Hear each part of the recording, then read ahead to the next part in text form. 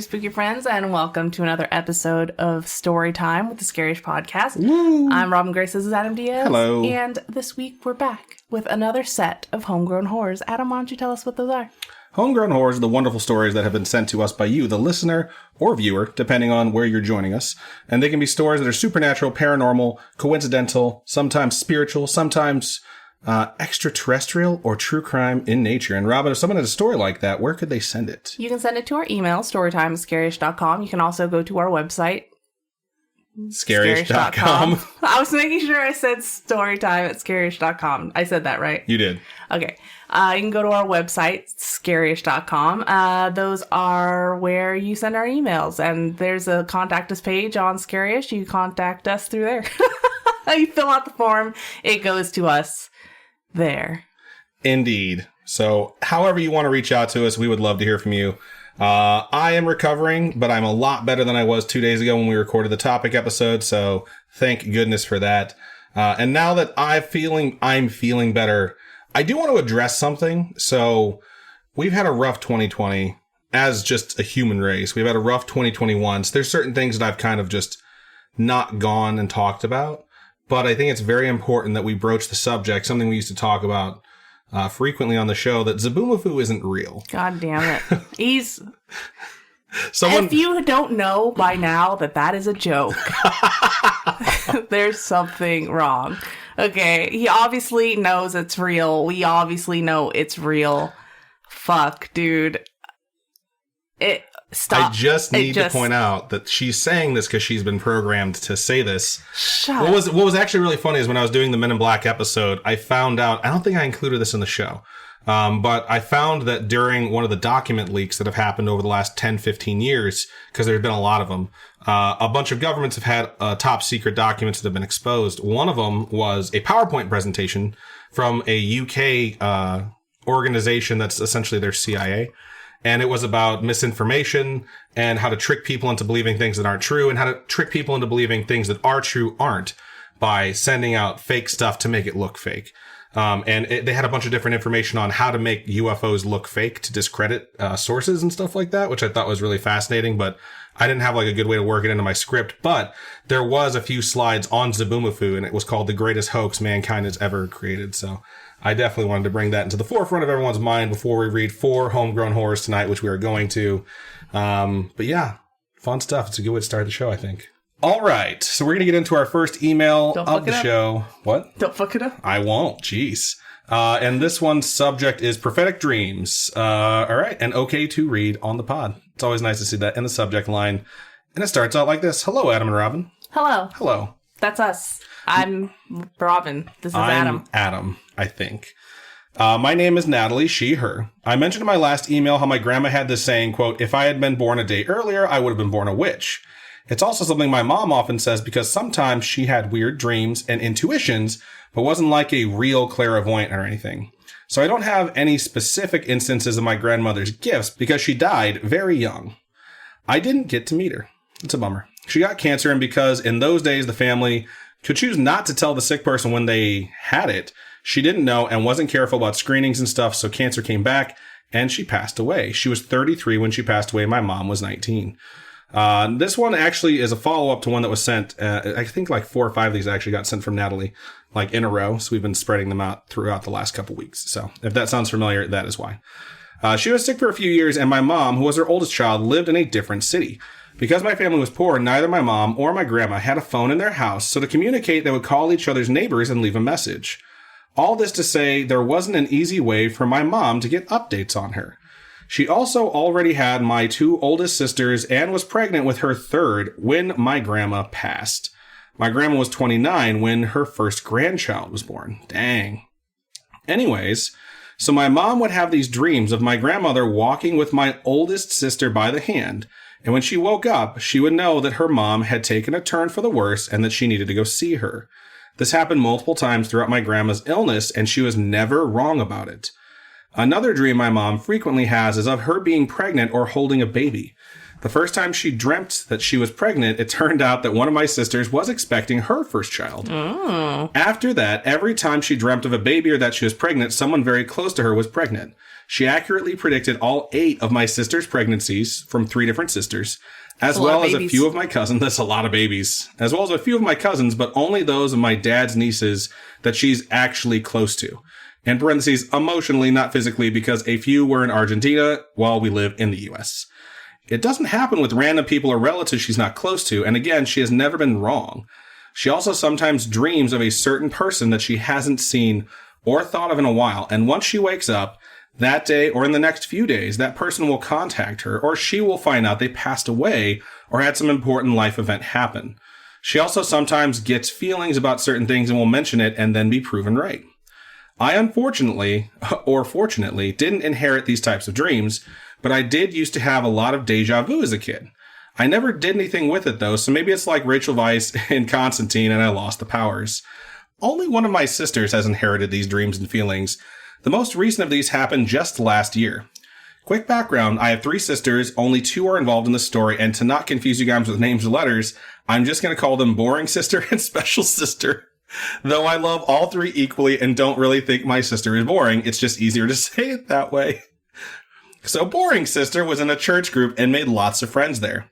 The group no longer exists, but she still hangs out with some, and all the family got to know them from birthday parties and the like. Special Sister has a few on Facebook, but is not really friends with them. Special Sister moved to Australia and is not really in contact with any of Boring Sister's friends other than the occasional Facebook comment. On to the story. One night, Special Sister has a weird dream about this woman she has never seen before.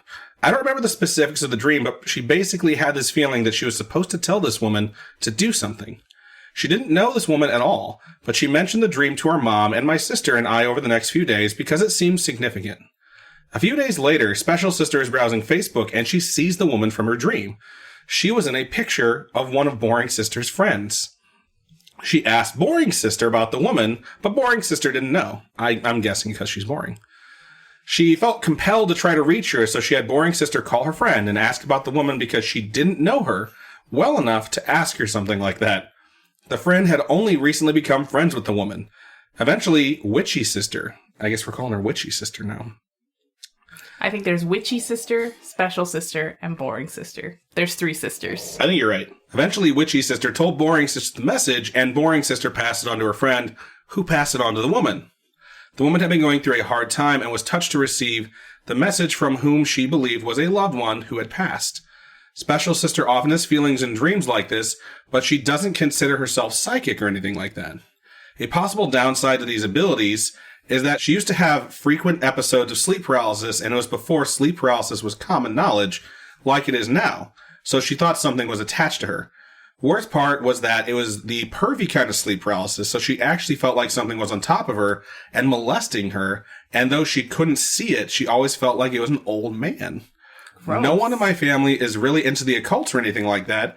Even though I've always been fascinated with everything weird and paranormal, I still don't want to try to tap into anything like spirit guides or Ouija boards, because my mom has always told us that once you open the door, you might not be able to close it. True. I do have a scary Ouija board that's not mine that might have resulted in a death, but I'll save that for another email. Holy shit.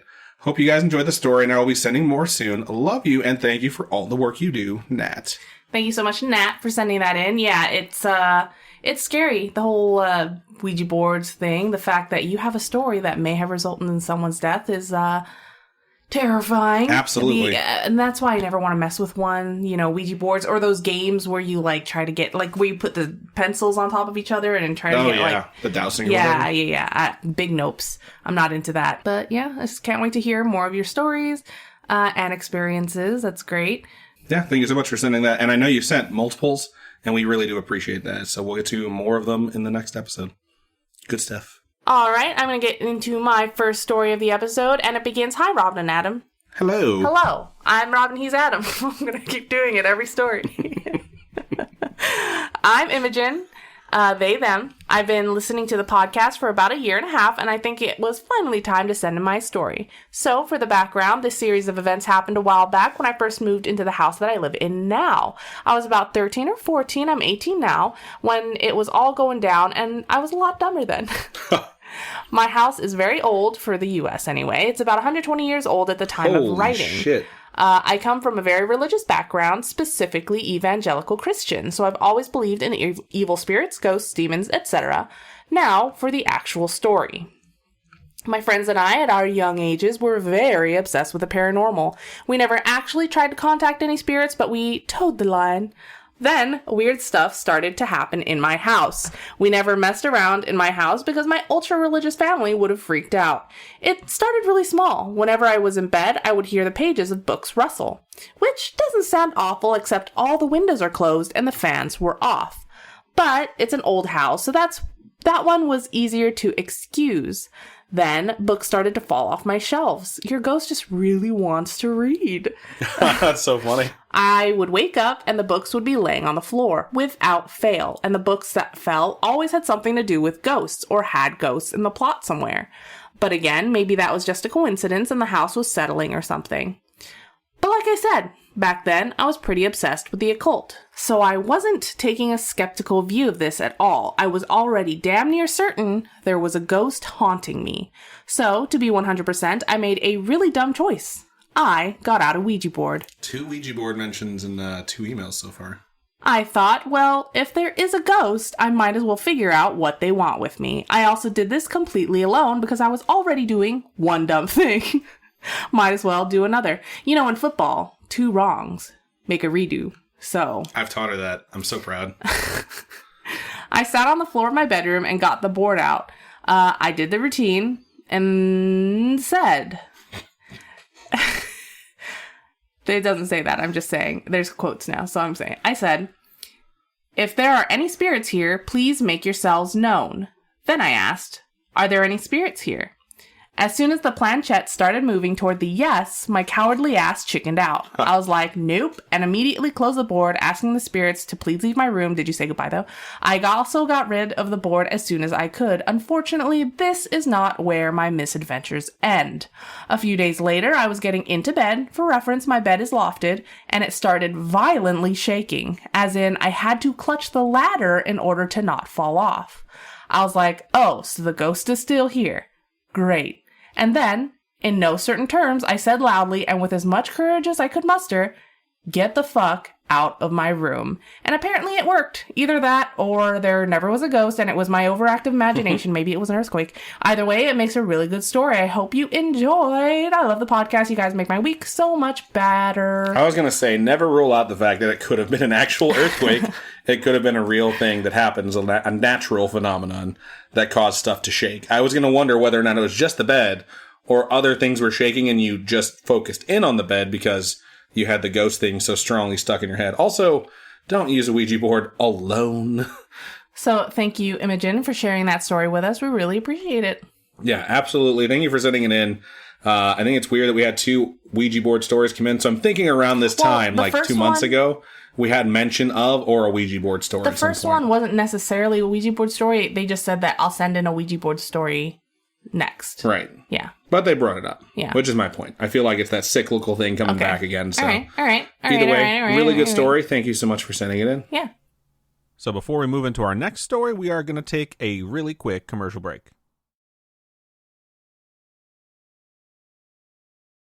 All right, everyone. Welcome to the other side of the episode. But before we get into the next email, I would like to take a moment for January Patreon push. Because Adam's sick and fuck him.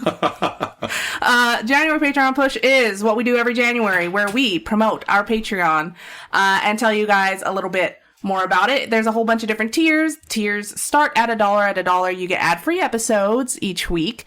We do voting. So if we have a bunch of topics we're trying to choose between, our adventure tier, which is choose your own adventure tier, which is $3 and above, you get to actually help us choose which topic you're going to hear the next week. So that's kind of cool. To do. Yeah.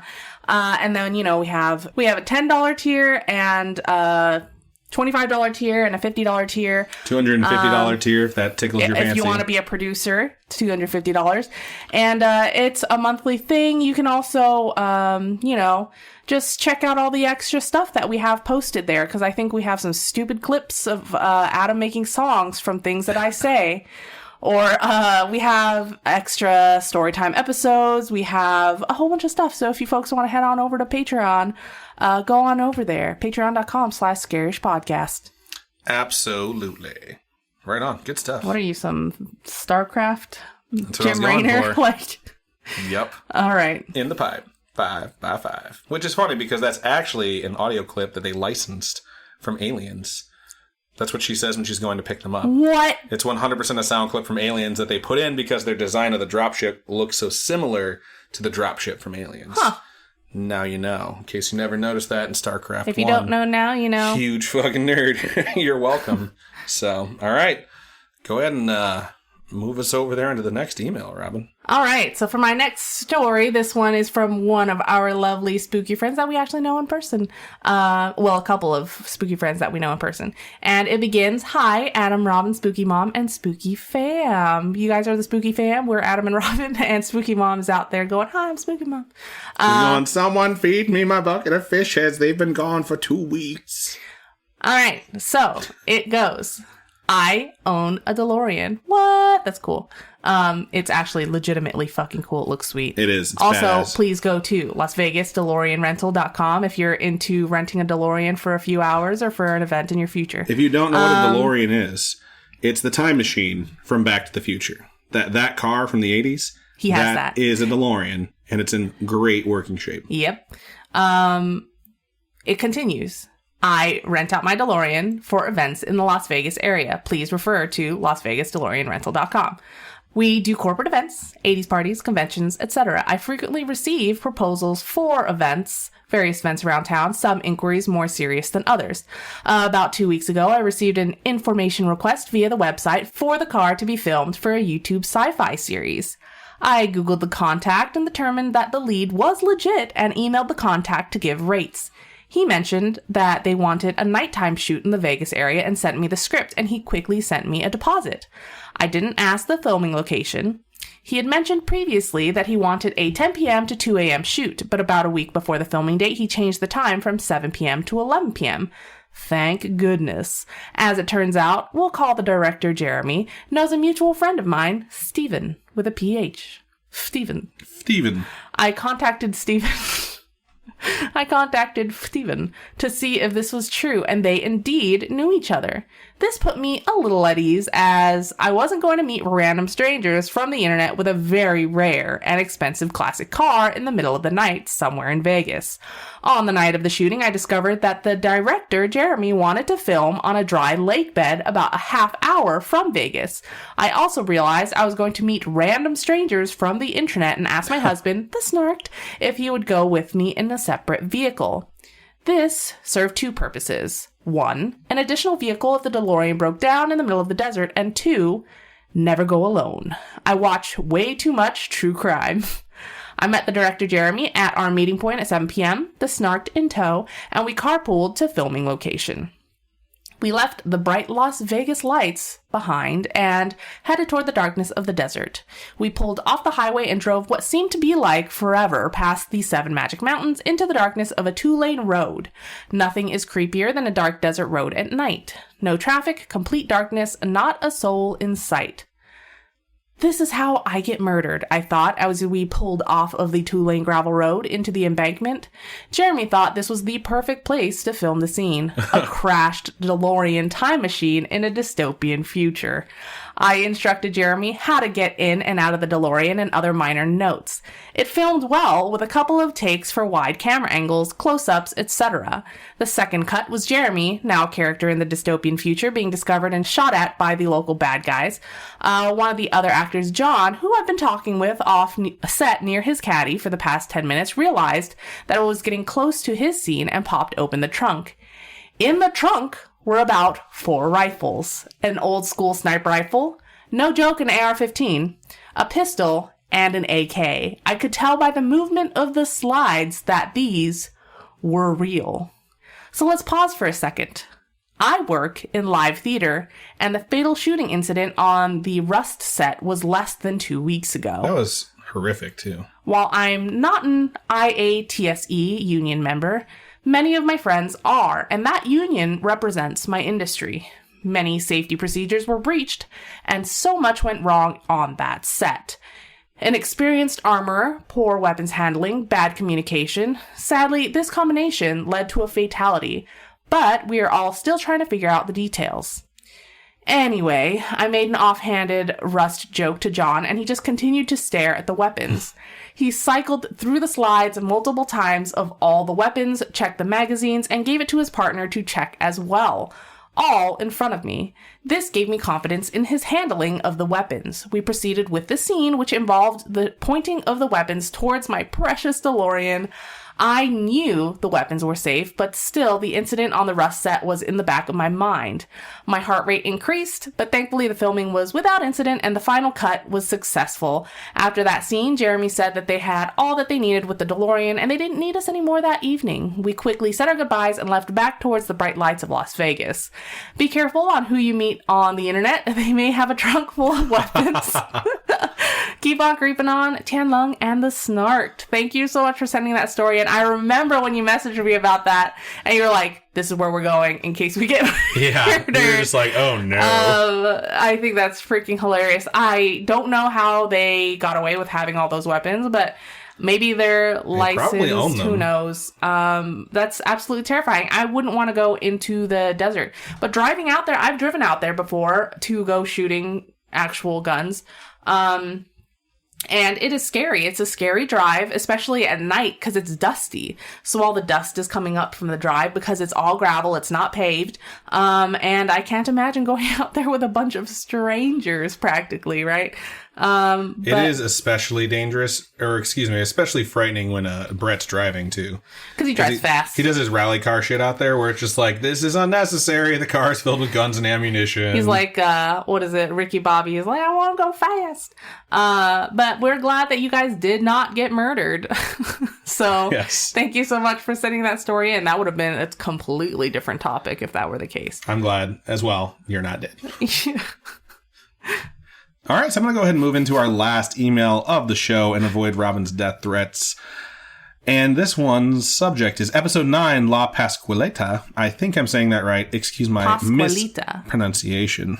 Email starts out like this. Hi. Hi. Hi, and everyone else has to yell hi. My name's Lizzie. I just started listening to your podcast and heard you guys mention La Pascualita. Pascualita. My bad. You're the... Just because I'm Puerto Rican doesn't mean I'm not fucking stupid, okay? Get off my back. I'm originally from Chihuahua, and I've seen her before. We go downtown almost every time we go back to visit family and pass by La Popular, but we never stopped to really look at her until 2019, pre-pandemic. She's so lifelike. Isn't this the doll that's supposed to be haunted? It's not a doll. It is... Well, yes, it's a doll that looks like... She's the one that's dressed as a bride that they put in the window. Right. And she looks like a real person. Gotcha. She's so lifelike. I didn't think much of it before because I thought someone out there was just really good at making mannequins, but she creeped me out. She was in a wedding dress, and I remember looking down at her nails to see if they were fake, because what artist doesn't struggle with hands? But the more I looked for details that would give it away, the more details I found, down to nail beds and her fingerprints. Even the skin on her hands was dewy, and I don't know how anyone could make her look like that all day, much less for all these years. They say if you stand still and look at her for a long, long time, you can even start to see her breathing. That's scary. That's creepy as fuck. I thought you were going to say you'd body swap with her or something like that. My parents really wanted to take a picture of us with her, but I thought it would be disrespectful. I don't know how it would feel if I was stuck in a window all day, but I probably wouldn't be psyched about people taking pictures of me either. Anyway, I really like your podcast, even when it creeps me out so bad I have to find someone to keep me company. You're both really good at telling stories, and Robin is super funny. Oh my god, thank you! Thanks for reading, Lizzie. Lizzie, thank you so much for sending that in, and you have no idea the arguments that we've had about who's funnier, so that really sucks. You said that, it's funny because earlier today, he was like, I hate you so much, and I was just like, you hate me because I'm fucking funny. I was like, and you're not fucking funny at all. And he's like, I think it's funny that you think you're funny. And It's just, I'm fucking funny. I think confidence is funny because it's funny because she's not funny.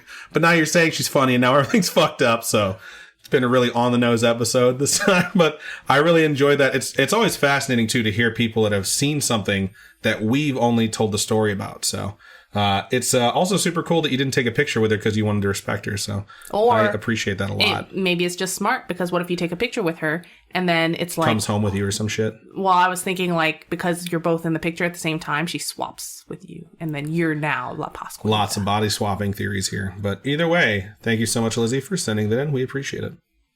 All right. So thank you to everyone who wrote in their stories tonight. We sincerely appreciate you. And to everyone who has listened or watched us live, we do record these things Wednesdays, 6:30 p.m. Pacific time on youtube.com/scarish or twitch.tv/scarish podcast. Feel free to join us if you would like. It's always a good time. If you have a story that you would like to send us, please email storytime@scarish.com or go to our website, scarish.com. Click on contact us, fill out that form. It comes directly to us. Or you can hit us up on our social medias. Facebook is facebook.com/Scarish Podcast. Twitter is @ScarishPod and Instagram is @Scarish Podcast. Robin, for folks who would like to donate to us, you already told them about Patreon, but why don't you go ahead and remind them of all the options we have? You can go to patreon.com/Scarish Podcast. Those are monthly donations. Tiers start at $1 due. That's 4 quarters. That's a chocolate bar. Actually, I think a chocolate bar is like $1.25. It's like $1.25 now. Plus tax.